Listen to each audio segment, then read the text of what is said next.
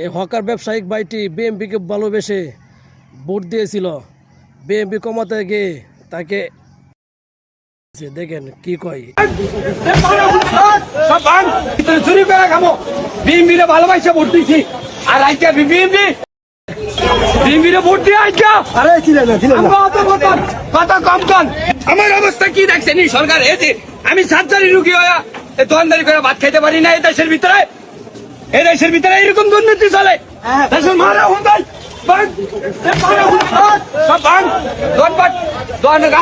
মারে আমি করবো না। ভোটের ভিতরে চুরি করবো, এ দেশের ভিতরে চুরি করে খাবো। বিএমপি ভালোবাসে ভোট দিচ্ছি। আর আজকে বিএমপি আমাকে ভোটের ভিতরে আঙ্গুল দিছে।